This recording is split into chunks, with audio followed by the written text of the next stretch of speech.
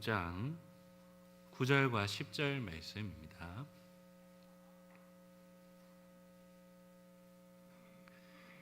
우리 찾았으면 다 같이 읽겠습니다. 그러므로 너희는 이렇게 기도하라. 하늘에 계신 우리 아버지여, 이름이 거룩히 여김을 받으시오며 나라가 임하시오며 뜻이 하늘에서 이루어진 것 같이 땅에서도 이루어지이다. 아멘. 우리 예수님께서 가르쳐 주신 주기도문에 대해서 수요일마다 살피고 있습니다. 여러분, 이것이 오늘 우리에게 중요한 이유가 무엇일까요? 예수님의 기도는 우리가 기도해야 될 내용이기도 하지만은 또한 우리가 바라보아야 될 삶의 방향과 목표가 무엇인지를 보여주는 것이기도 합니다. 예수님의 기도를 통해서 우리가 구해야 할 바가 무엇이고 우리의 삶의 표대가 무엇인지를 우리가 알 수가 있는 것이죠. 오늘 본문을 통해서 예수님이 말씀하시는 우리가 추구해야 될 가치, 그 하나님 나라의 그 목표점, 그것이 무엇인지를 오늘 본문을 통해서 함께 살펴보았으면 좋겠습니다. 먼저 예수님께서는 이 주기도문의 아주 중요한 부분을 먼저 가르치시면서 이 기도를 시작하십니다. 그것은 바로 우리가 누구에게 기도하는가 하는 문제입니다. 우리의 기도를 받으시는 분, 그분이 어떤 분인가에 대해서 먼저 가르치고 계신 것이죠. 그것을 예수님께서 이렇게 말씀하십니다. 하늘에 계신 우리 아버지. 우리의 기도를 받으시는 하나님은 하늘에 계십니다. 여기에서 말하는 하늘은 우리 눈에 보이는 하늘을 말하는 게 아니죠. 하나님이 계시고 천사들이 수종드는 바로 눈에 보이지 않는 영적인 세계, 우리가 흔히 말하는 천국을 가리키는 것입니다. 반면에 성경에서 땅이라고 말할 때는 우리 눈에 보이는 모든 영역을 가리킵니다. 우리 눈에 보이는 하늘, 바다, 땅, 이 모든 것이 성경에서 말하는 땅의 영역입니다. 그래서 여러분 창세기 1장 1절에 보시면 태초에 하나님이 천지, 하늘과 땅을 창조하셨다라고 말씀하지 않습니까? 여기에서 말하는 천지, 하늘과 땅은 우리 눈에 보이는 하늘과 땅이 아닙니다. 눈에 보이지 않는 영적인 세계인 하늘과 눈에 보이는 이 세상인 땅을 창조하셨다라는 것을 말하는 것이죠. 오늘 예수님의 기도에 등장하는 이 하늘에 계시다라는 이 하늘이란 말에도 같은 의미가 있습니다. 우리의 기도를 들으시는 하나님은 우리와 완전히 구별되시고 우리를 완전히 초월하신 그 하늘에 계신 하나님이시다라는 것이죠. 그래서 이 기도를 들으시는 하나님은 우리의 모든 기도를 실현할 수 있는 능력이 있으신 전능하신 하나님이시다라는 것을 먼저 가르쳐 주고 계십니다. 그런데 전능하셔서 하늘에 계신 그 하나님이 우리의 아버지가 되신다라고 또한 가르치십니다. 그래서 아무것도 아닌 우리지만은 우리의 기도를 들어주실 뿐 아니라 그 기도대로 일하시고 응답하시는 아버지가 되신다라고 소개하시지요. 이것이 우리가 기도할 수 있는 이유와 근거가 됩니다. 아버지와 자녀의 관계이기 때문에 우리는 아버지께 기도할 수 있고 또 기도에 대한 아버지의 응답을 기대할 수가 있습니다. 왜냐하면 아버지와 자녀는 어떤 특별한 조건이나 특별한 상황이 갖춰졌을 때만 대화하고 교제할 수 있는 관계가 아니기 때문에 그렇습니다. 일상적으로 언제든지 대화할 수 있는 관계가 바로 아버지의 자녀의 관계, 바로 하나님과 우리의 관계다라고 말씀하시는 것이죠. 이런 관계이기 때문에 우리가 기도할 수 있는 것입니다.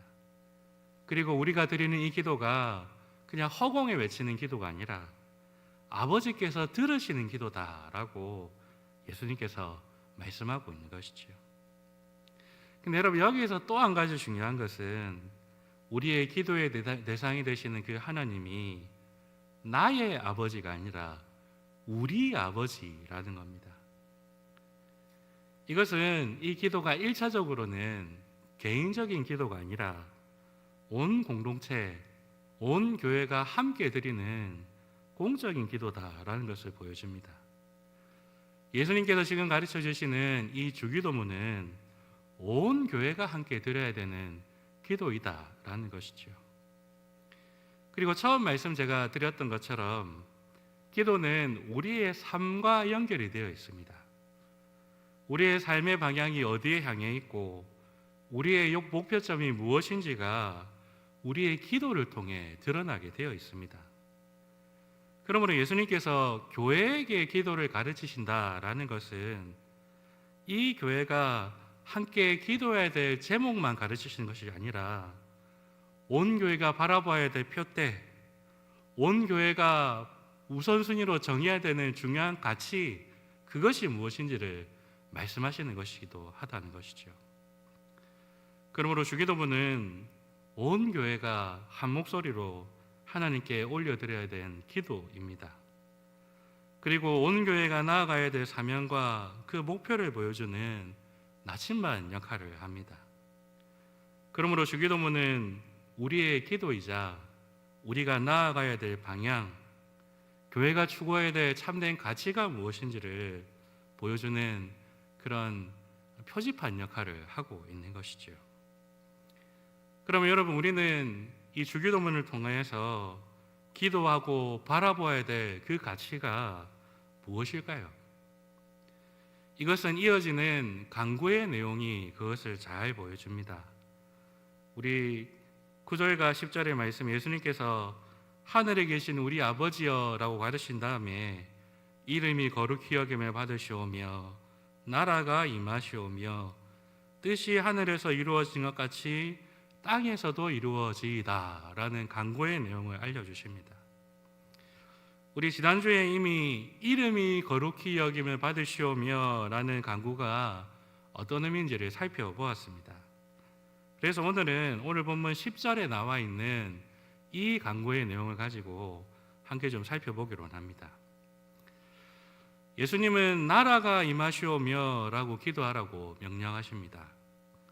하나님의 나라가 이 땅에 임하게 해주십시오 라는 의미를 가지고 있죠. 이것은 아직 이 땅에 하나님의 나라가 임하지 않았기 때문에 빨리 좀 그 나라가 오게 해달라고 요청하는 기도가 아닙니다. 이미 예수님을 통하여서 하나님의 나라가 이 땅에 임했습니다.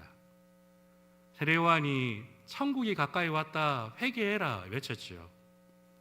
그 세례 요한이 외친 천국이 바로 예수님이었습니다. 이미 예수님을 통하여서 하나님의 나라가 이 땅에 임했습니다. 그러면 예수님께서 지금 말씀하시는 나라가 임하시오며 라는 이 기도는 어떤 의미를 가지고 있을까요? 이것은 그 나라가 더 분명하고 더 선명하게 그 하늘의 모습 그대로 이 땅에 임하게 해달라는 기도입니다. 여러분, 예수님이 하나님의 나라이지요. 그런데 지금 예수님은 승천하셔서 하나님의 우편에 계십니다. 그러면 하나님의 나라가 이 땅에서 사라져 버렸습니까? 그렇지 않죠. 예수님은 승천하시기 전에 자신의 몸을 이 땅에 남겨두셨습니다. 이 세상에 하나님의 나라를 남겨놓으신 것이지요. 그것이 바로 교회입니다. 여러분, 성경을 읽다 보면 예수님의 몸이 세 가지 모양으로 나타나는 것을 볼 수가 있습니다. 하나는 문자 그대로 예수님의 육신, 예수님의 몸, 이 땅에 계시다가 지금은 하늘에 있는 그 예수님의 몸을 가리키지요. 또 다른 하나의 몸은 바로 예수님의 몸 된 교회입니다. 예수님이 이 땅에 남겨놓으신 몸, 바로 그 교회이지요. 그러면 여러분, 지금 하늘에 있는 예수님의 몸과 이 땅에 있는 예수님 몸인 교회가 같은 몸일까요? 다른 몸일까요? 네, 같은 몸입니다. 다른 몸이 아니라 같은 몸이고 연결되어 있는 몸입니다. 왜냐하면 하늘의 몸과 이 땅의 몸이 같이 연결되어 있음을 보여주는 또 다른 몸이 있습니다.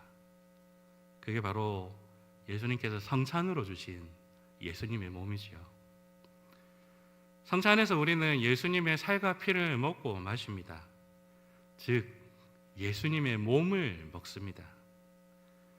그리고 이 성찬을 통하여서 저 하늘에 있는 예수님의 몸과 이 땅에 있는 몸된 교회가 하나로 연결되고 연합하게 됩니다. 바로 이 땅에 있는 예수님의 몸된 교회가 하나님의 나라 그 자체이신 예수님과 연합하게 되는 것이죠. 그래서 여러분, 예수님의 몸된 교회가 바로 하나님 나라입니다. 교회는 하나님의 나라입니다. 예수님께서 친히 이 땅에 세우신 하나님의 나라이지요. 그런데 이 땅의 백성들은 예수님만큼 완벽하지가 못합니다.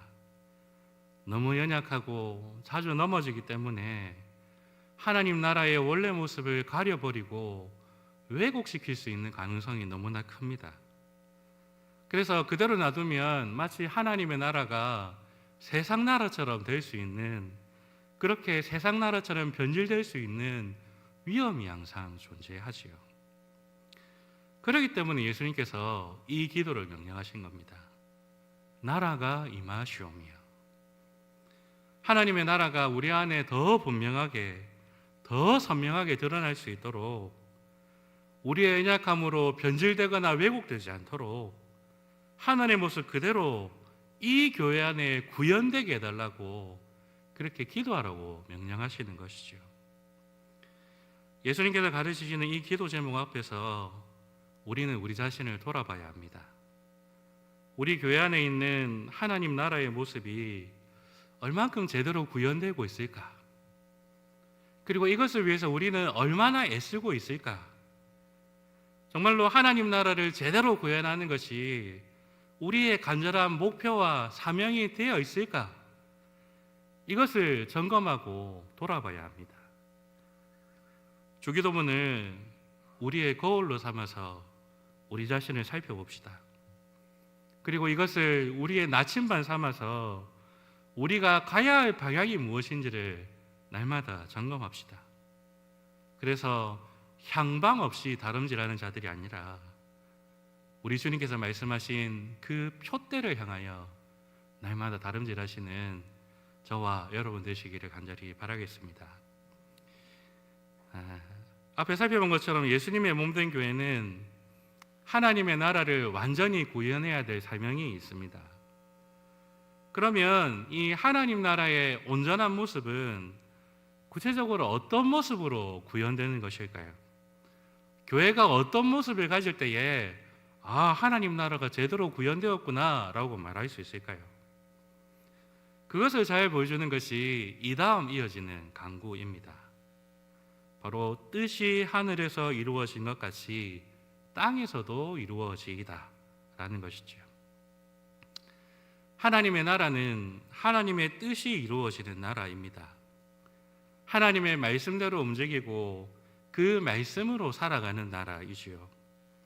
하나님의 말씀이 기준이요, 법이요, 원리인 나라가 하나님 나라입니다. 그래서 그 나라가 이 땅에서도 이루어지는 것, 그것이 바로 하나님 나라가 이 땅에 이루어지는 그 모습인 것이죠. 그렇기 때문에 교회에게 있어서 이 하나님의 말씀은 너무나 중요합니다.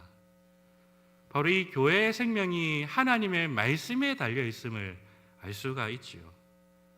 그러므로 우리는 하나님의 말씀인 이 성경을 귀하게 여길 수밖에 없고, 그 성경을 제대로 알고 제대로 이해하는 일에 힘써야 합니다. 그런데 오늘날 교회의 현실은 이 말씀의 중요성, 성경의 중요성을 점점 소홀히 여기는 그런 경향으로 나아가고 있습니다. 성경의 의미를 전달하고 가르치는 이 설교단에서 말씀으로 훈련된 사역자가 아닌 연예인이나 유명인사를 세우는 경우를 종종 보게 되죠. 하나님의 말씀보다 그들의 유명세나 그들의 인기가 더 효과적이라고 믿는 믿음에서 근거하는 것입니다. 한마디로 하나님의 말씀, 하나님의 복음을 부끄러워하는 행위죠. 하나님의 말씀을 소홀히 여기는 모습으로 볼 수가 있습니다. 그런데 이렇게 겉으로 드러난 모습은 그 안에 이 사람들이 성경에 대해서 어떤 태도를 가지고 있는가를 잘 보여주는 행동입니다. 오늘날 교회들이 이 성경에 대해서 가지고 있는 태도를 크게 4가지로 나눠볼 수가 있습니다. 첫째는 성경은 하나님 말씀이 아니다라는 태도입니다. 성경은 사람의 기록물이고 우리가 읽는 소설이나 다른 신화들 이런 것과 전혀 다를 바 없다라고 믿는 것이죠. 이러한 신앙은, 이러한 경향은 주로 불신자들이나 아니면 아주 급진적인 자유주의 신앙을 가진 분들에게 나타납니다. 그래서 이 사람들은 성경을 안 믿기 때문에 주일 낮 예배 시간에 성경으로 설교하지 않습니다. 그리고 실제로 이런 교회의 설교 제목들을 보시면 이런 겁니다. 오후 2시에 커피를 마시는 즐거움, 강아지와 산책하는 것의 유익, 이런 게 설교 제목입니다. 왜냐하면 성경을 하나님으로 말씀으로 안 들으니까 성경을 설교할 이유도 없고 설교할 거리도 없는 거죠. 그리고 두 번째 태도는 성경에는 하나님의 말씀도 있다라는 태도입니다. 그러니까 성경이 하나님의 말씀이 아니고 하나님 말씀도 있고 사람의 말도 있다라고 믿는 것이죠. 그래서 하나님 말씀과 사람 말을 구별해서 성경을 읽어야 된다라는 태도입니다. 그러면 이 성경 안에 하나님 말씀도 있고 사람의 말도 있다면 그거를 구분하는 기준이 뭘까요? 그 기준은 바로 자기 자신이죠. 자기가 느끼기에 하나님 말씀이면 하나님 말씀이고 아니면 사람의 말로 그렇게 치부하는 것이죠. 말 그대로 성경 말씀을 자기 마음대로 재단하는 것입니다. 그리고 세 번째 태도는 성경이 하나님의 말씀이다가 아니라 말씀이 된다라는 태도입니다. 그러니까 성경 그 자체로는 아무런 의미가 없다는 거죠. 근데 성경의 읽는 중에 나에게 감동이 되고 은혜가 되는 구절을 만나면 그 구절이 하나님 말씀이다라는 주장입니다. 주어진 성경 그 자체는 로고스의 말씀이고 아무 의미가 없다라고 말을 합니다. 그리고 그 말씀 중에 감동이 되고 은혜가 되는 구절이 레마의 말씀인데 이것만이 진짜 하나님의 말씀이다라는 태도이죠. 근데 여러분 이건 역시도 사람이 성경을 재단하는 교만한 행동입니다. 같은 본문이라도 어떤 사람이 읽는 사람에 따라서 성경이기도 하고 아니기도 하는 굉장히 이상한 생각입니다. 그리고 성경을 로고스의 말씀과 레마의 말씀으로 나눌 수 있는 근거도 없고 이 로고스와 레마라는 말이 가지고 있는 그 단어의 뜻도 전혀 맞지 않습니다. 그런데 이러한 주장이 주로 개인의 영성과 은사를 강조하고 큐티를 굉장히 중요하게 여기는 그런 교회들에서 그렇게 성경을 대하고 있습니다. 그리고 오늘날 많은 교회와 목회자들이 이러한 관점을 받아들여서 그렇게 성경은 아무 의미가 없고 내가 은혜 받고 감동받은 말씀만이 하나님의 말씀이고 의미가 있다라고 그렇게 믿고 있습니다. 이것이 아주 세련되고 새롭게 느껴질지 모르겠지만 이미 초대교회 당시 존재했던 생각이었습니다. 그리고 초대교회는 이러한 사상을 이단으로 이미 정죄했습니다. 그러면 여러분 우리가 가져야 될 올바른 성경관은 뭘까요? 그것은 모든 성경의 처음부터 끝까지 다 이 모든 말씀이 성령으로 영감된 하나님의 말씀으로 그대로 믿는 것입니다. 그래서 이 말씀이 내 마음에 감동이 되든지 말든지 하나님의 말씀으로 믿고 순종하는 것입니다. 이것이 우리가 성경에 대해서 가져야 될 바른 태도이고 하나님 나라의 모습을 선명하고 분명하게 드러내기 위해서 가져야 될 기본 전제 조건입니다.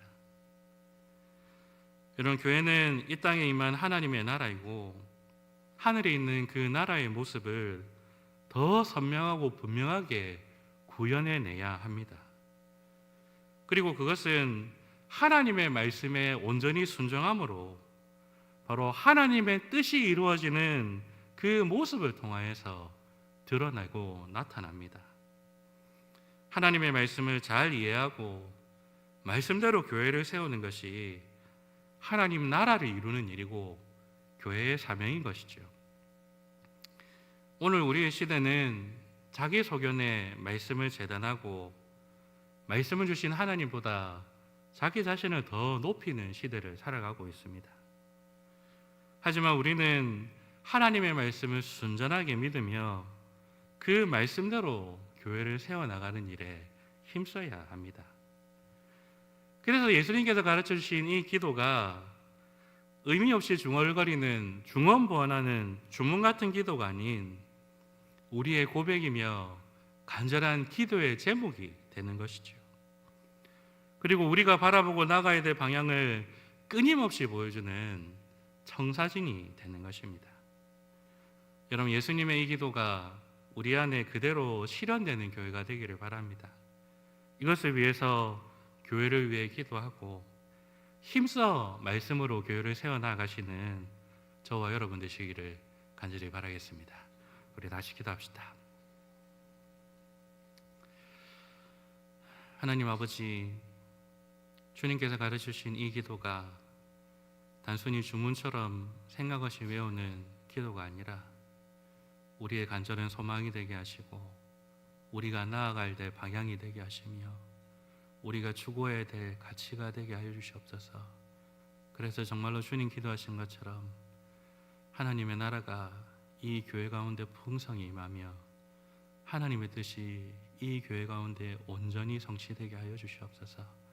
일 위에 간절히 기도하며 힘써 섬기는 우리 모두가 될 수 있도록 성령 하나님 우리에게 힘을 다하여 주시옵소서. 예수님 이름으로 기도합니다. 아멘. 찬송